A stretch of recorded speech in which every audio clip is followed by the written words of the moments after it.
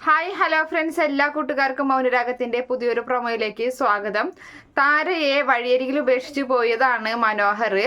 എങ്ങനെയെങ്കിലും രക്ഷപ്പെടണമെന്ന് തന്നെയാണ് മനോഹറിന്റെ ആഗ്രഹം. അപ്പോൾ അത് വഴി വന്ന കിരണും ഹരിസാറും കൂടി ഹോസ്പിറ്റലിലേക്ക് താരയെ എത്തിക്കുന്നുണ്ട്. അങ്ങനെ താര ഹോസ്പിറ്റലിലാണ്. അവിടേക്ക് സേനൻ ഓടി വരുന്നുണ്ട്. സേനൻ ചോദിക്കാണ് എങ്ങനെയുണ്ട് ഇപ്പോൾ എന്ന് ചോദിക്കുമ്പോൾ ഒന്നും പറയാറായിട്ടില്ല, ആന്റിയുടെ നില ഇത്തിരി ഗുരുതരാണെന്നൊക്കെ തോന്നുന്നത് എന്നൊക്കെ പറയാണ്.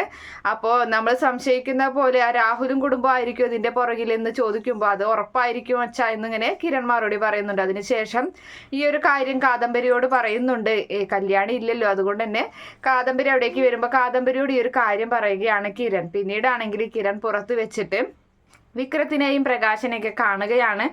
അപ്പോൾ അവർക്ക് ഭയങ്കര അഹങ്കാരമൊക്കെയല്ലേ ഇപ്പോൾ ഇരിക്കുന്നത്. കൂടെയാണെങ്കിൽ കാർത്തികയും ഉണ്ട്.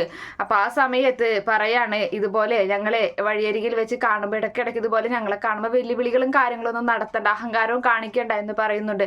അപ്പോൾ കാർത്തിക പറയാണ്, അങ്ങനെ കാണിച്ചു കഴിഞ്ഞാൽ ഞാൻ എന്തെങ്കിലും ചെയ്യുമെന്നൊക്കെ കിരൺ ഇങ്ങനെ പറയുമ്പോൾ കാർത്തിക പറയുന്നുണ്ട്, അതൊക്കെ പണ്ടാണ് കിരണേ, ഇപ്പം അതൊന്നും നടക്കില്ല, ഇപ്പം ഇവർക്ക് കൂട്ടായിട്ട് ഇവരുടെ കൂടെ ഞാനുണ്ട് എന്ന് പറയാണ്. അപ്പോൾ വിക്രത്തിനെ നോക്കിയിട്ട് കിരൺ പറയുന്നുണ്ട്, നീയാണ് ശരിക്കും വീഴാൻ പോകുന്നത്, ഇവന്റെ അച്ഛനെയൊക്കെ സംരക്ഷിക്കുന്നതിന്റെ പേരിൽ നീയാണ് വീഴാൻ പോകുന്നത് എന്ന് കിരൺ പറയുമ്പോൾ അത് ഞാൻ നോക്കിക്കോളാം, ഞാൻ ആരെ സംരക്ഷിക്കണം എന്നൊക്കെ ഞാൻ തീരുമാനിക്കും എന്നൊക്കെ പറഞ്ഞിട്ട് കിരണെ ചൂട് പിടിപ്പിക്കുന്നുണ്ട് കാർത്തിക. ഇതൊന്നും അറിയാതെ കഥയറിയാതെ ആട്ടമാടിക്കൊണ്ടിരിക്കുകയാണ് പ്രകാശനും നമ്മുടെ വിക്രവും ഒക്കെ. Okay friends, bye, thank U.